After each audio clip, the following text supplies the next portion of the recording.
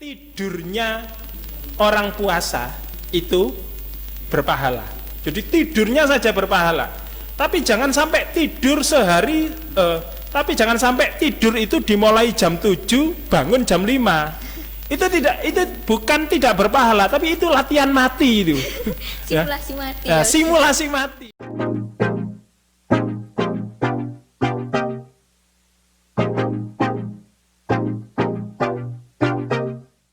Assalamualaikum. Hai guys, kembali lagi di podcast OSIS Spellfast. Perkenalkan, nama saya Raisya Rahmah Putri Arik dari kelas 71. Jadi, pada podcast kali ini kita mengusung tema kegiatan Ramadan ala-ala anak remaja. Jadi, buat teman-teman di rumah nih yang para remaja, ya, gak boleh ketinggalan podcast kali ini karena pasti bakalan seru. Nah, pada podcast kali ini kita kedatangan bintang tamu yang gak kalah spesial dari podcast-podcast sebelumnya nih. Ini dia, Ustadz Ma'ruf. Assalamualaikum Ustadz Ma'ruf. Waalaikumsalam. Bagaimana kabarnya Ustadz? Alhamdulillah, luar biasa. Allahu Akbar, selalu bersyukur di bulan Ramadan. Alhamdulillah, kelihatannya Ustadz ini semangat banget ya. Udah siap banget buat jawabin pertanyaan kita pada podcast kali ini. Kayaknya enggak sih, kayaknya. Kenapa, Saya enggak Ustadz? siap. Kenapa tuh Ustadz? Soalnya berdekatan sama kamu. Iya. Nah, Boleh agak munduran. Boleh agak munduran. Kamu geser. nih sudah Ustadz. Tahu kenapa kok mundur? Enggak. Karena Ustadz nggak kuat kalau di dekat kamu.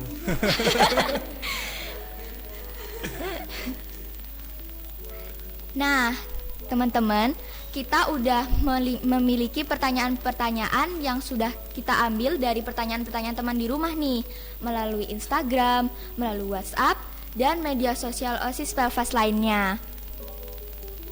Sebelum kita ke pertanyaan teman-teman di rumah nih, nah, aku mau tanya dulu sama Ustadz. Menurut Ustadz, Ramadan ala-ala anak remaja itu seperti apa sih Ustadz? Ramadan ala anak remaja. Kalau saya sih simpel saja, karena saya ini tidak tahu masuk golongan tua apa golongan remaja ya. Cuman begini, jika teman membuatmu luka, jika tetangga membuatmu merana, maka yakinlah Ramadan datang membawa cinta. Itu jawaban saya. Wah, jawaban dari Ustadz Ma'ruf ini sangat singkat tapi memiliki banyak makna ya Ustadz ya. Iya. Wah, jadi Ustadz, ngomong-ngomong tentang Ramadan ala-ala anak remaja nih ya. Menurut Ustadz, Ramadan ala-ala anak-anak remaja itu ngapain aja sih Ustadz? Misal kayak ngabuburit atau ngapain gitu. Ya. Kalau istilah ngabuburit itu mana ya? Sebenarnya itu kan kata yang sering kita dengar, tapi itu Ustadz yakin itu bukan bahasa saya sebenarnya, ngabuburit itu. Jadi kalau apa istilahnya? Kalau Ustadz itu kan ngabuburit itu, burit itu berarti di belakang. Berarti istilahnya menunggu Ramadan di waktu akhir ya, menjelang puasa itu ya. Kalau saya ya apa ya? Lakukan sesuatu yang menyenangkan. Menyenangkan siapa? Menyenangkan hatimu, termasuk di bulan Ramadan. Jadi apapun yang menyenangkan, karena anak muda itu yang dicarikan kesenangan. Betul enggak? Ini masih muda enggak ini? Mas Anu umurnya berapa? 13. Mbak Raisya umurnya berapa? 12. Jadi ya lakukan yang menyenangkan menurut anak muda umur 14, umur 13. Yang menyenangkan menurut kita, tapi juga menyenangkan bagi Allah. Ya terus terang, kalau saya dulu waktu SD itu, apa yang menyenangkan bagi saya waktu umur SD? Zaman dulu itu merconan. Tahu mercon? Iya. Jadi mercon itu dulu mercon bumbung. Mercon bumbung itu dari bambu. Ada yang mercon dari karbit. Itu tanah digali, terus kemudian di situ dikasih karbit, nanti bisa jadi meledak. Ada juga yang kecil itu mercon dari busi. Mercon dari busi. Jadi ngerti busi ya? Ya, alat yang ada di sepeda motor itu jadul. Waktu saya kecil, waktu saya SD dulu menyenangkan menurut anak kecil seusia saya zaman dulu itu seperti itu. Tapi itu kan sekarang kemudian dianggap berbahaya, dianggap mengganggu orang lain. Ya, tapi itu kemudian memang berubah ketika saya SMP. Ya, ngabuburit waktu saya SMP sudah berubah. Ketika saya SD, ngabuburit itu bawa mercon. Mercon itu juga luar biasa, bahkan mercon itu bikin sendiri itu besarnya segini. Mercon itu anak SD itu. Tapi ketika SMP saya sudah berubah. Ngabuburit waktu SMP sudah bawa kitab saya. Kitab. Ya, saya bawa kitab karena sudah pola pikirnya berbeda anak SD dengan anak SMP. Kalau anak SD itu kan mengikuti lingkungan aja, mengikuti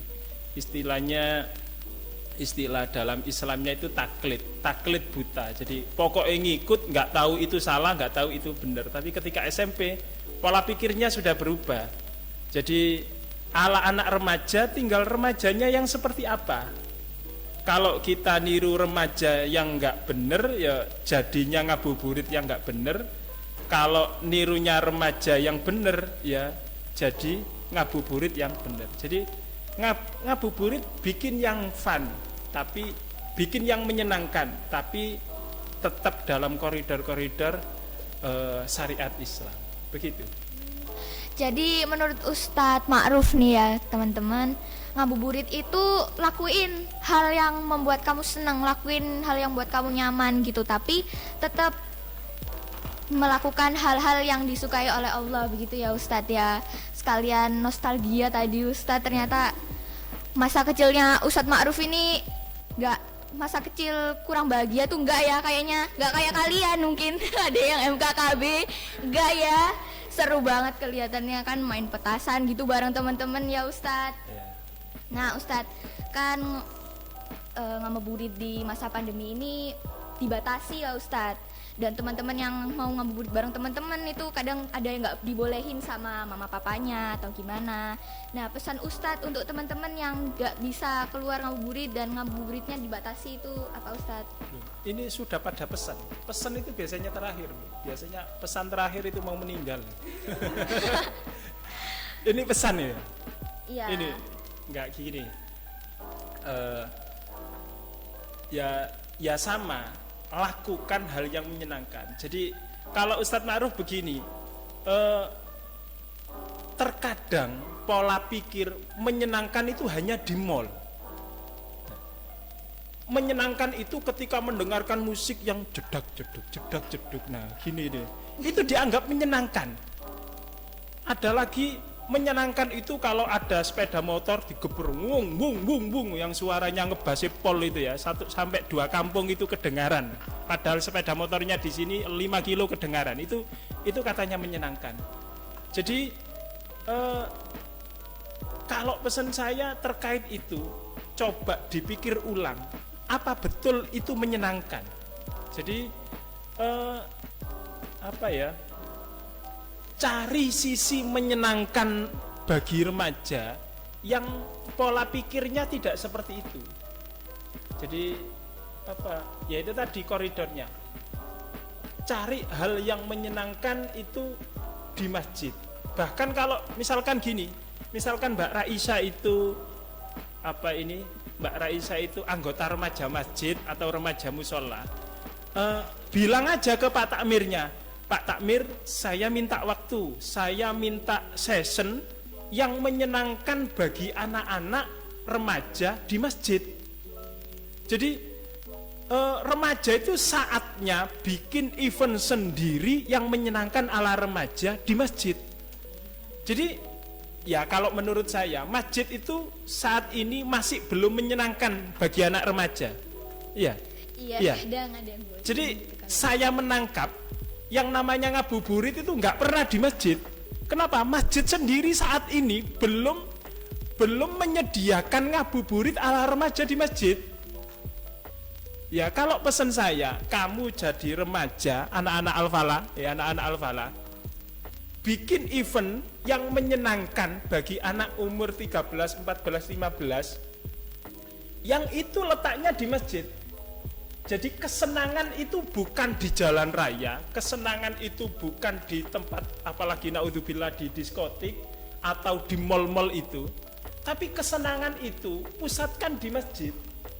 Jadi bilang sama Pak Tamirnya, bilang sama orang tua kalian, ya biayai ini, Pak Takmir tolong diizinkan. Teman-teman ayo ke masjid. Kenapa? Di masjid itu ada kesenangan. Di masjid itu ada kebahagiaan. Di masjid itu ada ngabuburit yang memang membahagiakan kita anak remaja. Jadi pesannya Ustadz bikin event. Bilang sama Pak Takmirnya, bilang sama orang tua kalian, bilang sama Pak Lurahnya atau Pak RT RW-nya yang menguasai, yang berkompeten di masjid itu untuk menciptakan event-event ngabuburit, ya, menunggu waktu berbuka puasa itu di masjid. Jadi nanti pola pikir itu ngabuburit nang masjid. Kalau sekarang itu kan di TV-TV itu saya sedih. Namanya ngabuburit itu di pantai, namanya ngabuburit itu di mall, namanya ngabuburit itu di jalan geber-geber sepeda. Itu ya menyenangkan, tapi kok menurut saya naif. Kenapa? Kita itu sebenarnya bisa menciptakan pusat kesenangan, pusat kebahagiaan di masjid. Nah, itu yang belum terjadi. Mbak Raisa di rumahnya di mana? Rumahnya di Perumahan. Permata Juanda. Ya. Permata Juanda. Ya. Sudah pernah ke masjid? Pernah. Ngabuburit ke masjid? Enggak pernah. Nah, belum pernah. Nah, ini bisa usul ke takmirnya. Yang lain juga. Jadi kalau syukur alhamdulillah kalau Pak Takmirnya hari ini menyaksikan podcastnya Ustadz, atau kalau ada rekaman disampaikan, Pak Takmir mohon maaf, mohon izin. Jadi anak-anak remaja ini dibuatkan event ngabuburit di masjid, sehingga masjid itu tidak dipenuhi oleh orang umur 35 tahun ke atas. Ya. Jadi buatkan event untuk anak umur 10 tahun sampai umur kuliah. Jadi ada event untuk anak SMP, ada event untuk anak SMA, event untuk mahasiswa. Jadi kalau ngabuburit nanti mindsetnya ke masjid. Nah itu. Ayo kita ciptakan peluang itu. Iya, jadi pesan Ustadz ini sangat bermakna ya untuk kita semua. Jadi kita disarankan sama Ustadz untuk membuat sesuatu yang baru, event-event yang baru, biar anak-anak remaja zaman sekarang juga have fun berada di masjid. Jadi betah juga di masjid, nggak bosen-bosen kayak yang biasanya kayak Ustadz ya pengen cepet-cepet pulang. Kalau di masjid itu kayak suasananya tuh bukan suasana bukan tua ala ya. anak remaja, iya. Ya, suasana Iya. tua ya. Karena Dan memang seperti penghuni itu. masjid itu umurnya 35 tahun ke atas. Ya sedih saya. Iya Ustadz. Sedih. Ya. Nah Ustadz, ngomong-ngomong tentang ngabuburit ini kan, sekarang saya mau tanya tentang pendapat Ustadz nih ya. Ngabuburit kan biasanya di Ramadan, dah kan topik kita kali ini nggak jauh-jauh dari bulan Ramadan. Ya. Menurut Ustadz, Ramadan tahun ini tuh seperti apa sih Ustadz? Ramadan tahun ini tidak jauh dari pandemi. Ya, pandemi ya. Jadi ya akhirnya terutama yang remaja itu kan kinestetik, pengennya bergerak kemanapun tapi kemudian dibatasi gitu kan. Pengen jalan-jalan, jalannya juga ditutup. Pengen ke tetangga sebelah, tidak boleh salaman. Apalagi pengen ke masjid juga ada jaga jarak, harus pakai masker. Ya. Ramadan tahun ini ya kalau dilihat dari sisi fisik itu menyedihkan. Tapi kalau menurut saya ya tadi, jika teman membuatmu luka, jika tetangga membuatmu tambah parah, maka Ramadan bagi saya selalu membawa cinta. Jadi walaupun sekarang itu pandemi, ya tetap Ramadan membawa cinta. Cintanya Ramadan itu di luar batas. di luar batas. Jadi kalau kita itu hari ini kita senang hanya dengan uang, hari ini kita senang hanya dengan membawa gadget, kita itu senang hanya ketika mendapatkan makanan, barang yang enak. Ramadan itu lebih dari itu. Ramadan itu bentuk rasa cinta Allah kepada hambanya. Jadi rasa cinta Allah kepada hambanya ini tergantung hambanya, kita. Jadi ada hamba yang umur 12, 13, 14, ada hamba yang umur 40 tahun ini menyapa ini semua. Dan ketika Allah menunjukkan rasa cintanya kepada saya, nah, apakah saya diam? Tidak. Saya sambut rasa cinta Allah itu dengan perasaan yang bangga, dengan perasaan yang suka. Makanya ada hadis itu yang mengatakan barang siapa yang suka saja, suka dengan datangnya Ramadan, maka pintu-pintu neraka itu ditutup. Dan saya ingin menyambut itu. Saya ingin menyambut rasa cinta Tuhan, rasa cintanya Allah dengan rasa cinta yang saya miliki untuk bisa saya tautkan. Jadi nanti cintanya itu tidak berjarak. Ya, tidak berjarak. Maksudnya seperti apa? Seperti Indomaret dan Alfamaret berdampingan, tetapi tidak pernah salaman. Ya. Jadi Ramadan tiap tahun datang menyapa kita, tapi kita tidak pernah dapat cintanya. Yaitu tadi kayak Indomaret dan Alfamaret berdekatan tapi tidak pernah cinta. Ya, itu menurut saya. Jadi kalau Ramadan tahun ini membawa cinta, tahun kemarin membawa cinta, tahun depan pun saya berharap masih menyaksikan Ramadan dengan membawa cinta. Keren banget ya penyampaian Ustadz tentang dan pandangan Ustadz tentang Ramadan tahun ini. Jadi ya teman-teman, walaupun dari Ramadan tahun lalu dan Ramadan tahun ini kita masih dilanda oleh pandemi, tetap tidak boleh mematahkan semangat kita dalam menyambut bulan Ramadan ini dengan penuh semangat dan penuh bangga gitu ya, seperti yang disampaikan oleh Ustadz Ma'ruf tadi. Nah Ustadz, kan kalau misalnya biasanya tuh Ramadan gitu ya, kan pandemi gini, ada teman-teman yang mungkin mau mudik tapi nggak bisa karena pemerintah melarang kita untuk pergi mudik untuk mengurangi resiko COVID-19. Nah menurut Ustadz itu pesan Ustadz apa untuk teman-teman biar tetap have fun gitu walaupun nggak mudik, nggak sedih gitu? Ya, kita ini kan punya Allah, kita ini punya Tuhan. Ya, menghadapi segala sesuatu itu santai saja. Kalau jadi pesannya yang pertama itu santai. Jadi nggak usah disikapi dengan marah misalkan. Ya apa ini? Nggak boleh mudik. Gimana ini kok nggak boleh mudik? Ini kan kangen sama nenek, kangen sama kakek. Ya biasa saja. Kenapa? Karena Allah itu, ini judulnya pandemi tadi ya, pandemi tapi nggak boleh mudik gitu. Jadi Allah itu ketika menguji hambanya itu ada sesuatu di balik itu. Jadi kalau diuji sakit, insya Allah ada obatnya, tapi ada hikmah yang di balik sakit itu. Nah, pandemi ini sudah menyapa kita ya setahun lebih. Tahun kemarin tidak mudik, tahun ini juga rencananya tidak boleh mudik. Ini Ustadz Ma'ruf ini juga anak desa.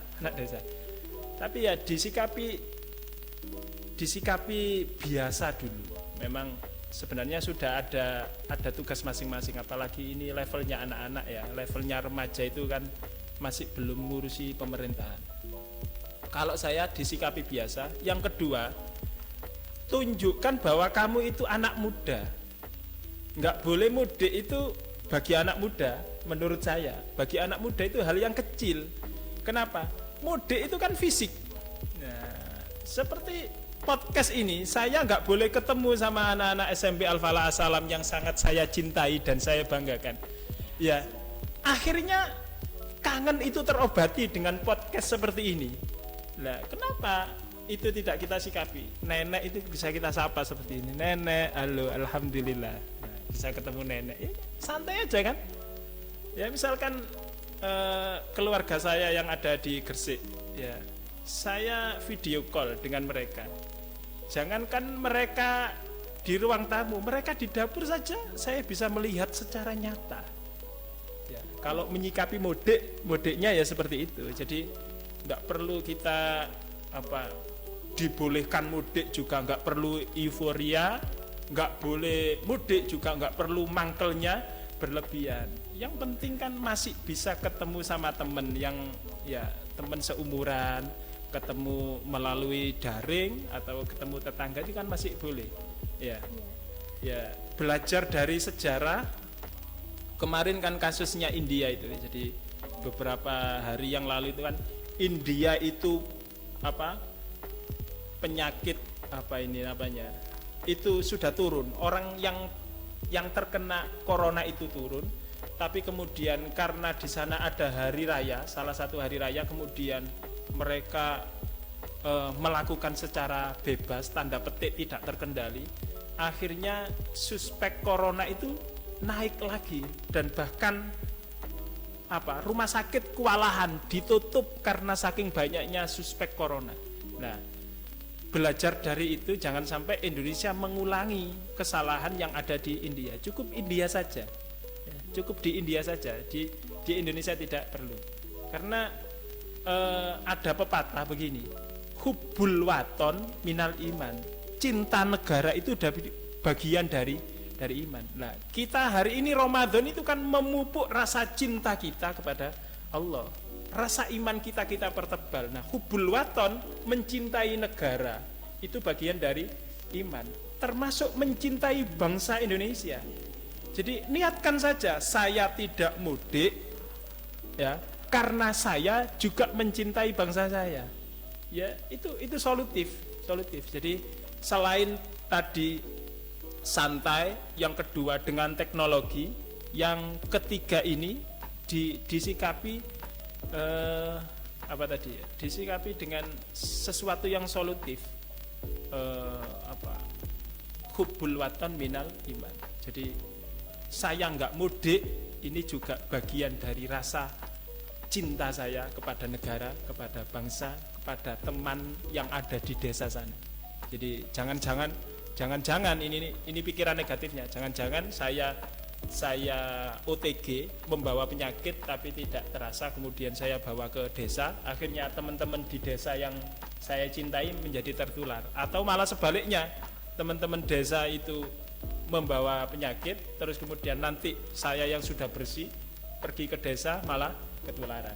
Jadi diniatkan tidak mudik karena rasa cinta kepada Allah, kepada bangsa, kepada negara. Itu. Jadi teman-teman, kita nggak boleh marah-marah, nggak boleh kesel. Kenapa sih tahun ini aku nggak boleh mudik? Aku kan mau mudik gitu, nggak boleh ya guys. Kita tetap harus di rumah aja kan demi negara kita yang tercinta ini. Kan ini ustadznya juga mau mudik kelihatannya ya, kalau misalnya nggak pandemi. Kalau boleh mudik, kalau nggak boleh ya ustadz nggak mudik. Ya. Tuh teman-teman semuanya tuh pengen mudik tapi emang nggak boleh gitu, jangan dipaksain ya. Tapi Mbak Raisa, saya sudah punya jalur mudik khusus. Waduh. Di rumah itu ada jalur mudik dari ruang depan menuju ruang tamu, menuju dapur, menuju kamar. Balik lagi ada bypassnya menuju ruang tamu, balik ke dapur. Kelihatannya yang paling padat ini antara dapur, ruang tamu. Karena dapur ada makanan, ruang tamu ada televisi. Itu jalur mudik kanan kiri. Keren ya Ustadz, keren. Jadi kan kalau misalnya nggak bisa mudik juga bisa melalui video call atau Zoom bareng-bareng gitu sama keluarga besar. Bareng-bareng kayak biasanya di sekolah, di rumah daring gitu sama teman-teman, sama guru-guru gitu ya Ustadz ya. Iya, cocok, cerdas itu. Oh iya. Nah Ustadz, kan ngomong-ngomong ini tuh kan bulan Ramadan kali ini tuh kita cuma daring di rumah, nggak boleh ngabuburit, terus nggak boleh mudik gitu kan, bosen ya, cuma daring aja gitu. Nah, apa aja sih Ustadz persiapan sekolah untuk agenda-agenda di bulan Ramadan ini yang semuanya itu serba online? Serba online. Pertanyaanmu kok berat banget ini. Ustadz harus mikir sekolahan. Ya, tapi yakinlah ustadz-ustadzah itu sangat mencintai kalian. yang ada di SMP Al-Falah As-Salam. Tepuk tangan dong. Ya. Yeay. Saking cintanya Ustadz Ustadzah kepada SMP Al-Falah As-Salam, kepada anak didiknya itu sebelum puasa itu sudah dipikirkan. Jadi nanti puasa itu materinya apa, puasa itu kegiatannya apa, terus formatnya seperti apa. Jadi hasil koordinasi Ustadz Ustadzah, pimpinan dan para dewan guru itu nanti kegiatan kita itu diisi 3 hal. Yang pertama itu Pondok Ramadan diisi dengan PBKN, pembelajaran berbasis kehidupan nyata. Yang kedua, Pondok Ramadan diisi dengan materi keislaman, dibungkus dengan materi Ramadan. Yang ketiga ini tetap dengan pelajaran. Kenapa seperti ini? Ada bahasa anak muda seperti ini, yang kita tangkap ya. Tidurnya orang puasa itu berpahala. Jadi tidurnya saja berpahala. Tapi jangan sampai tidur sehari, jangan sampai tidur itu dimulai jam 7, bangun jam 5. Itu bukan tidak berpahala, tapi itu latihan mati itu. Simulasi mati. Ya, simulasi mati. Masa tidur jam 7 sampai jam 5. Loh, prinsipnya kan ibadah. Itu bukan ibadah, itu latihan mati. Nah, biar kita itu berbeda dengan yang lain, biar kita itu tidak latihan mati sekarang. Ya, tidak latihan mati. Ya, itu dibuatkan konsep itu. Jadi PBKN itu berbasis kehidupan nyata. Jadi misalkan anak Al-Falah yang rumahnya Tropodo, Wedoro. Di Wedoro itu kan ada kerajinan sandal. Ya, tiap hari dia ketemu sandal. Tiap hari dia melihat orang membuat sandal. Tiap hari orang melihat bahan baku sandal. Jadi dengan PBKN kita berharap pola pikirnya anak-anak itu nanti kreatif itu muncul di waktu puasa. Apa itu? Ya, karena dia melihat sandal, kenyataannya sandal.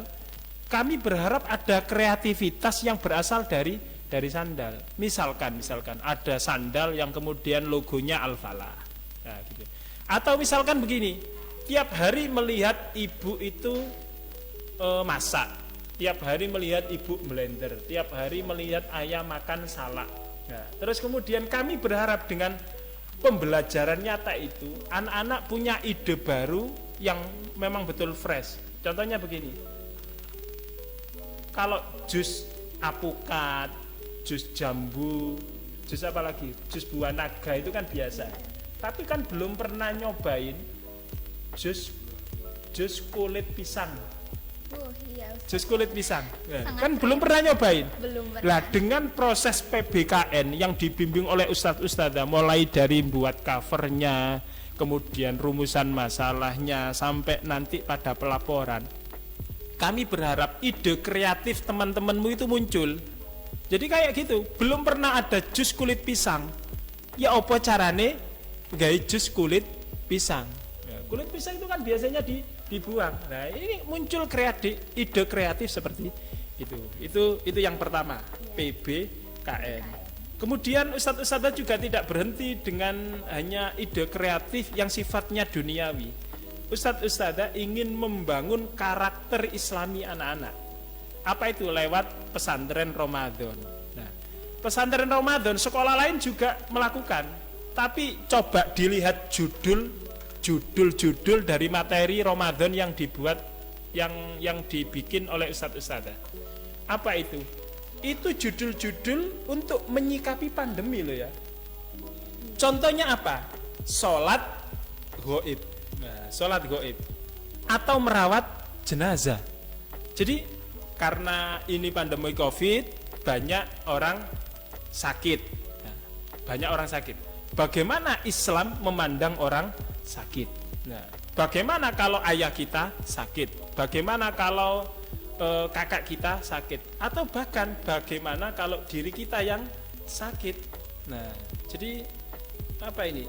Ya menyikapi agar anak-anak itu punya ilmu ketika Ramadan pada masa pandemi. Karena ketika nanti 15-20 tahun yang akan datang, naudzubillah, tapi ketika ada penyakit seperti corona ini berulang di 20 atau 30 tahun yang akan datang, anak-anak sudah ada panduannya seperti ini. Jadi tidak kita isi dengan materi puasa Ramadan, materi wudhu, tapi kita tingkatkan levelnya. Jadi bagaimana caranya membimbing orang yang sakit. Orang yang sakit sudah, bagaimana membimbing orang yang sakaratul maut. Ya, Mbak Raisa pernah mendampingi orang yang sakaratul maut?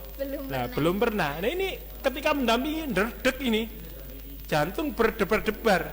Nah ini dikasih materinya sama Ustadz-Ustadzah SMP Al-Falah. Bahkan di situ ada cara merawat jenazah.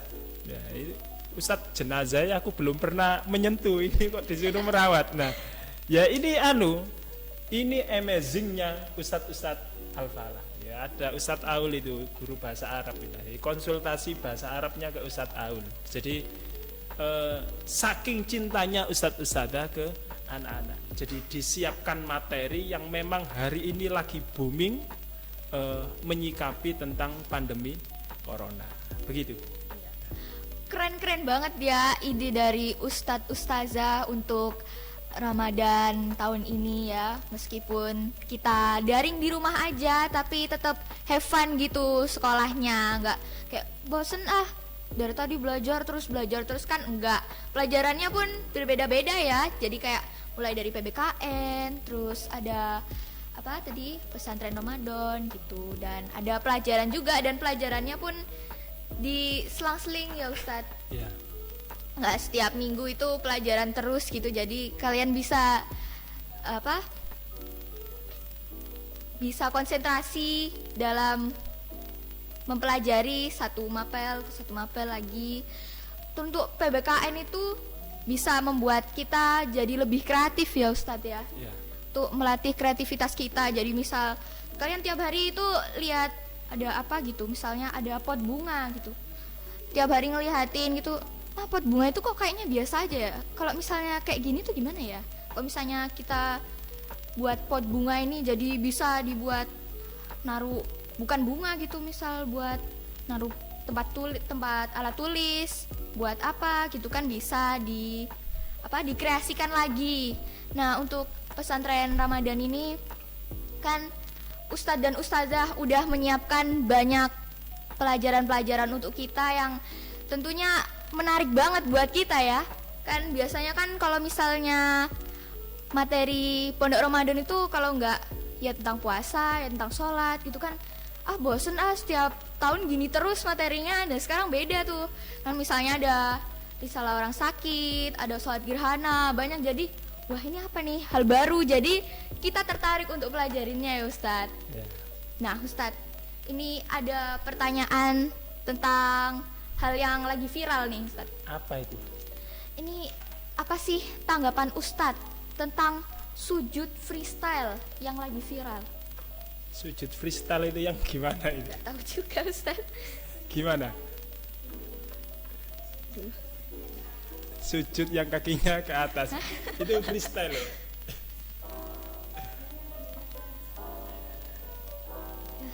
Saya belum pernah melihat sujud freestyle. Iya, saya juga belum pernah Ustaz. Kok bisa sujud freestyle, sujudnya gimana itu? Menari atau posisi sholat itu? Nah, nggak tahu juga Mendiri, itu Ustaz. Sholat itu ya? Apa? Subhanallah. Jadi ini diperlihatkan langsung ke Ustadz, itu sujud freestyle itu.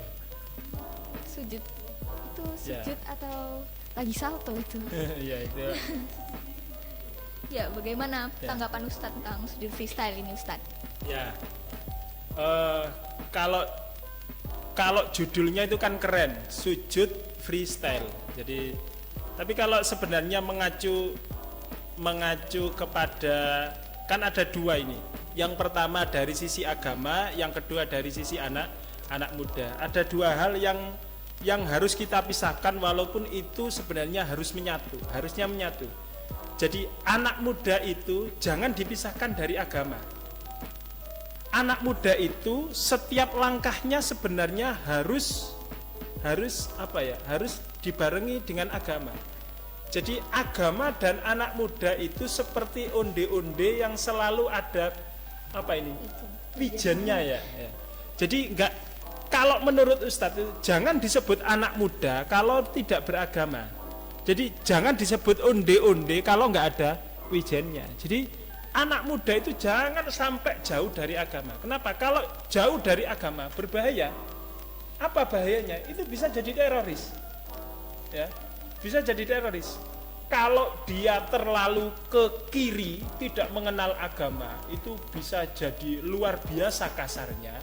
Tapi kalau dia terlalu ke kanan, memaknai agama terlalu saklek, dia disebut teroris yang berbau kanan itu.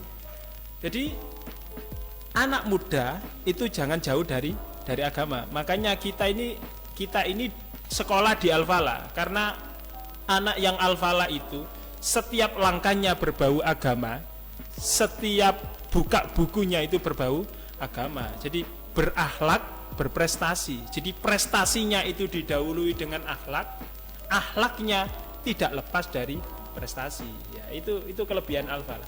Terkait dengan freestyle sujud. Jadi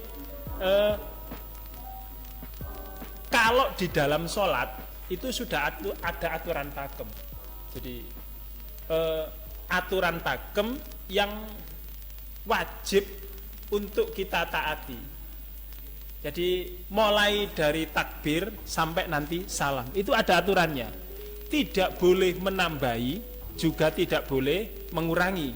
Jadi sholat. Jadi kalau sholat subuh itu 2 rakaat, jangan dijadikan 3 rakaat. Kalau sholat zuhur itu 4 rakaat, jangan jangan dikurangi menjadi 3 rakaat. Jadi sholat itu ada aturannya, mulai dari takbir sampai salam. Termasuk masalah sujudnya, jangan bikin aturan sendiri, ya, jangan bikin aturan sendiri. Jadi yang aturan itu melenceng dari aturan baginda Rasulullah Muhammad Shallallahu Alaihi Wasallam. Terus anak muda juga. Jadi anak mudanya itu tadi yang pertama, anak muda jangan sampai lepas dari agama, dan agama itu jangan dibelokkan untuk kepentingan anak muda. Jadi kalau menurut saya ya sama-sama membimbing.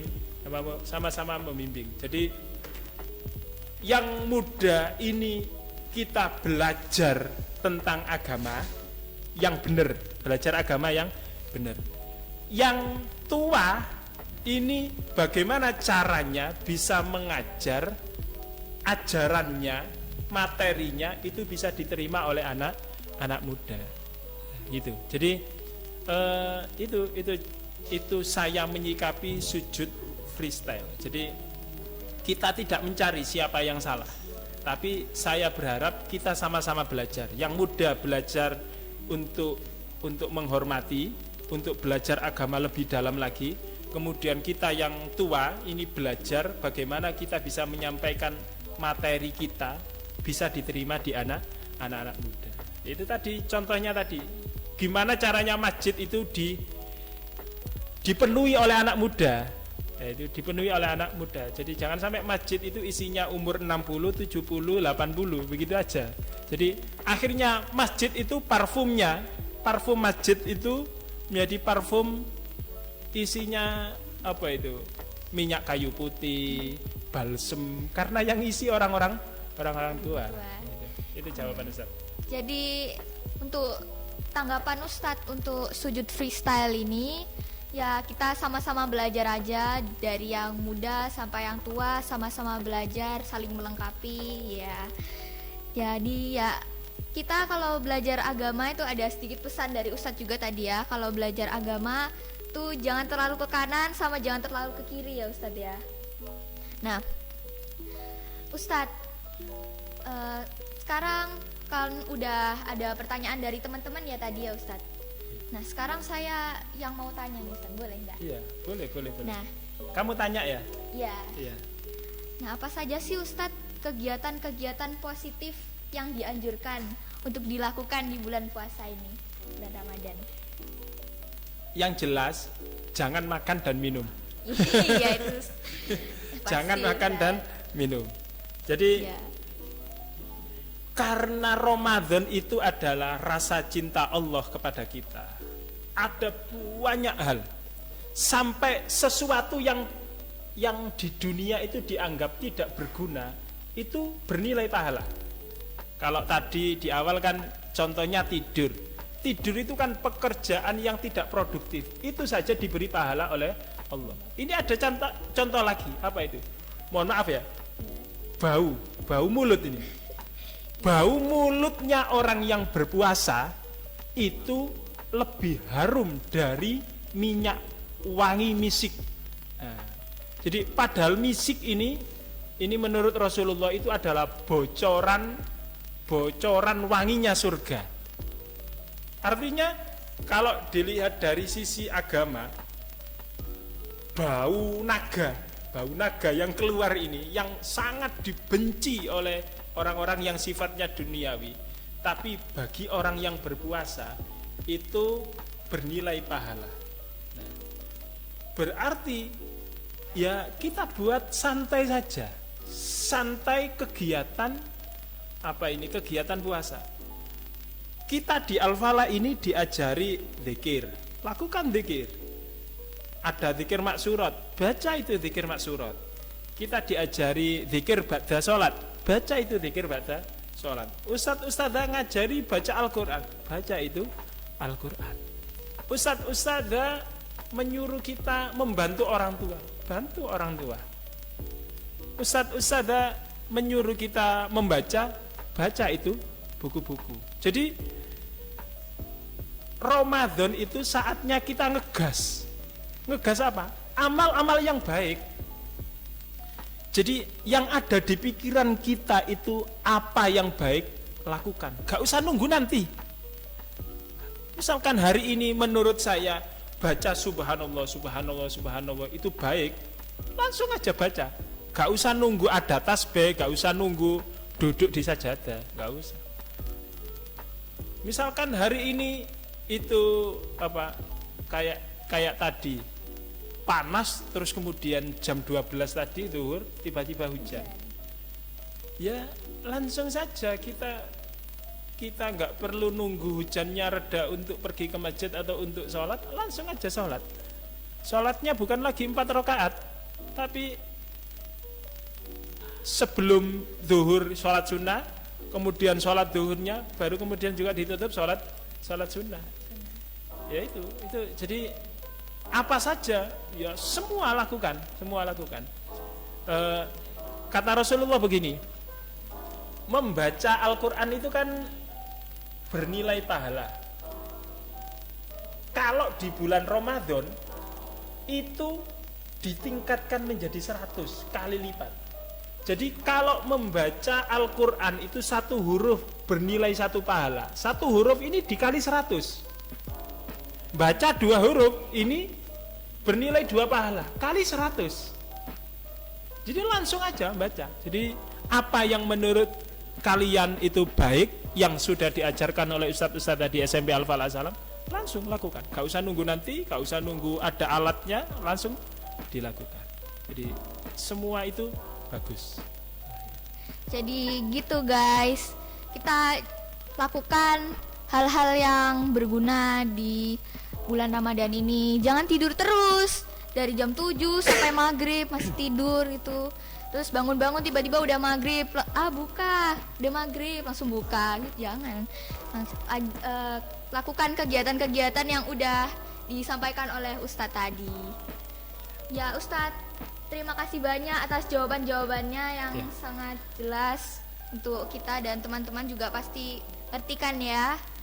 Nah, cukup segitu dulu Ustadz podcast kita kali ini. Terima kasih. Sudah selesai berarti ini? Iya Ustadz. Sudah selesai? Sudah. Kok cepat banget ya? Sudah selesai? Ya, Ustadz pesan satu hal. Oh ya, iya. Boleh? Boleh. Anak-anakku SMP Al-Falah Salam, cinta ustadz-ustadzah, cintaku padamu itu seperti kamera yang hari ini nyuting ustadz. Apa itu? Hanya fokus kepada kalian, yang lain itu ngeblur. Nah, itu Ustaz. Keren Ustadz ya. Tuh teman-teman, pesan dari Ustadz Ma'ruf. Terima kasih banyak udah nonton sampai selesai. Terima kasih banyak.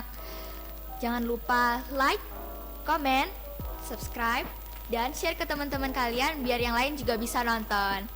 Terima kasih sekali lagi. Wassalamualaikum warahmatullahi wabarakatuh.